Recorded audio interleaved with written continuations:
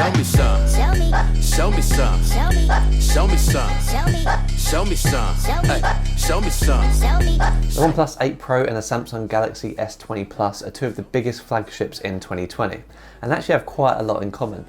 So I'm going to be comparing these two phones, so hopefully if you're unsure on which one to buy, by the end of this video you'll be able to make a decision. By the way, these videos do take a long time to make and I buy all these products myself to review. I don't get sent anything.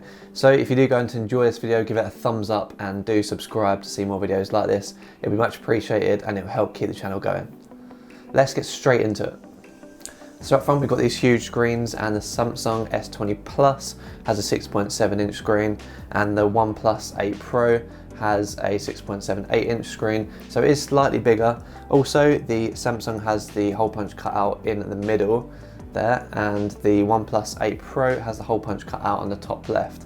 I thought this would bother me, the lack of symmetry, but actually you kind of get used to it after a while. So on the OnePlus we do have the lock key on the right hand side and the volume keys on the left hand side. Been using this phone for a couple of weeks and never really got used to that, but it does have a alert slider on the right hand side, so you can switch between vibration, silent and loud mode, which is actually quite handy and I found myself using it quite a lot. But I did find myself accidentally switching it a few times, which can be bad if you're in a meeting or something, accidentally switch it to loud. So there is that if you do have one of these physical alert sliders. The Samsung, however, just has the lock button and the volume keys on the right hand side. Other than that, they're pretty much identical with the USB-C port and the speaker grill at the bottom, and not much going on at the top. But they do differ in their approach to the cameras on the back. The Samsung actually has the camera module here on the corner of the phone, whereas the OnePlus goes for putting the camera module in the middle of the phone. I actually prefer Samsung's approach because on the OnePlus, I ended up holding my finger over the camera module and it's a little bit awkward. Also, the OnePlus 8 Pro is already slightly thicker than the Samsung Galaxy S20 Plus, but the huge camera module actually makes it even thicker than that, and due to the huge camera module you also get that table wobble that most people don't like. It really does stick out quite a lot from the back. So design wise, if I had to choose, both phones are very, very similar, but I think Samsung just has it for me in the fact that it's thinner, the camera module doesn't stick out as much, and I do like the hole punch cut out in the middle a little bit more.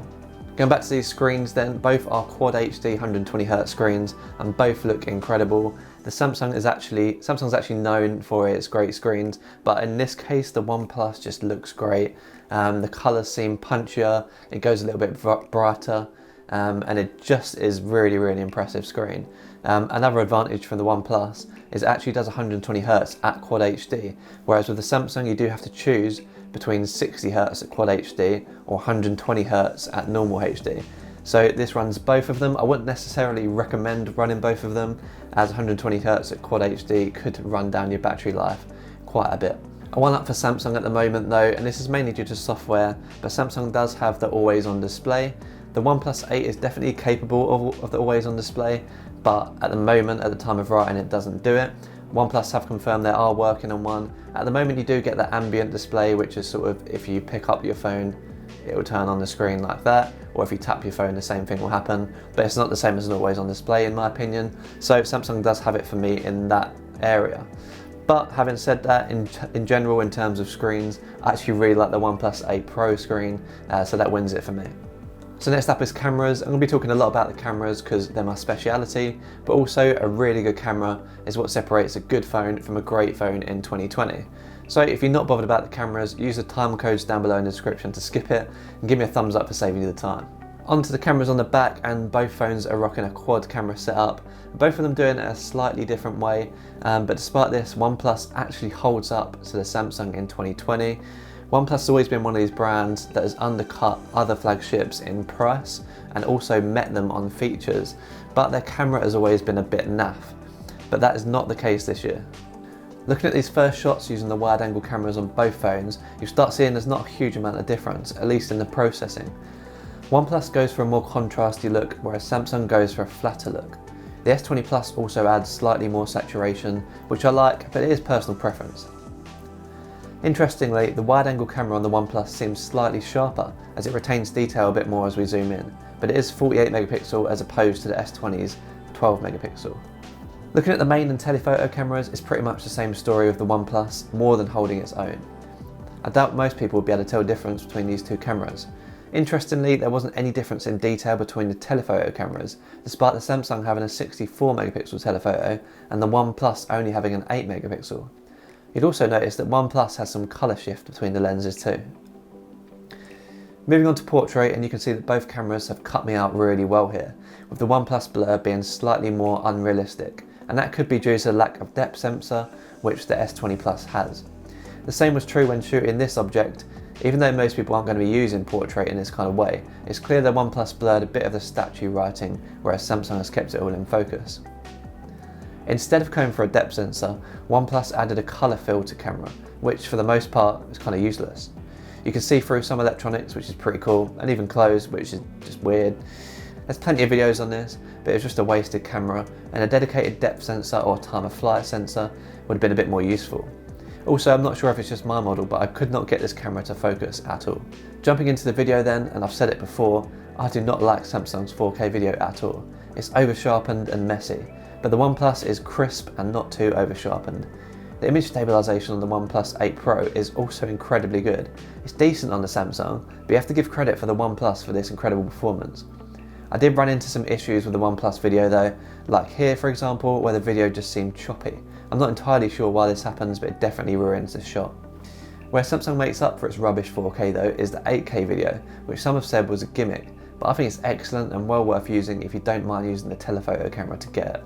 I have a dedicated video on that Samsung S20 8K video, and I'll link that below in the description and put it up here somewhere. So in terms of cameras, OnePlus is now in the game. It's definitely competing now with the OnePlus 8 Pro, and the camera is perfect for most people. But I still think I'd go for the Samsung cameras, and that is because I think they're more consistent in terms of the colours, better in terms of the portrait mode, and sometimes I just take a photo on the OnePlus 8 Pro and it just be a little bit mushy, and so it's not as consistent as the Samsung cameras. Having said that, if you're using your cameras mainly for 4K video, don't go for the Samsung, just don't. Now the speed of these two devices, where it gets a little bit complicated. I'm in Europe and so my Samsung is using the Exynos chip, which is definitely not as fast as the Snapdragon 865, whereas the OnePlus 8 Pro that I have is using that Snapdragon 865. But I do have to say, the OnePlus 8 Pro is probably the snappiest phone I've ever used. It is lightning quick. It never really lagged at all. There's a couple of glitches, but it's not really down to the speed of the phone. Obviously this is helped by the Snapdragon chip and the 120Hz screen, just making everything feel so fast. I think the animations do actually help as well. Obviously, because I'm using the Exynos version of the Samsung, it's not really a fair comparison. The Samsung is still great, and don't get me wrong, a lot of people have said if they had to get the Exynos version then they wouldn't get the Samsung at all. But don't get me wrong, I've never really noticed any lag on the Samsung S20. I'm sure the Snapdragon 865 would be better in terms of some processing capabilities of the camera modules and also battery life as well. But overall, I was just amazed by how good by how fast the OnePlus 8 Pro was. So there are a couple more things to note when choosing between these two phones, and one of them is the UI. So both phones are running the latest version of Android. Samsung is running its One UI 2 skin on top of Android, and OnePlus 8 Pro is running Oxygen OS. So Oxygen is a little bit closer to the stock Android experience. Some people might prefer that, but I actually prefer Samsung because they've refined some of the features.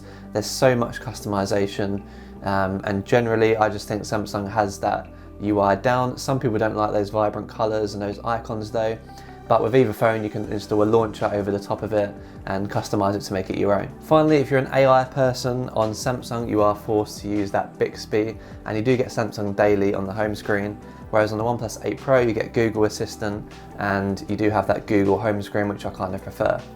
So these phones are actually very similar, and I think which one you choose comes down to whether you want a more stock experience on the OnePlus 8 Pro or sort of a more customizable but less stock experience on the Samsung. And also it comes down to your personal preference on what you thought of the camera comparison as well. Another thing it comes down to is whether you're in Europe, of course, because then you'll get the Exynos chip on the Samsung, and it's definitely not as quick or snappy as the Snapdragon 865 chip on the OnePlus 8 Pro.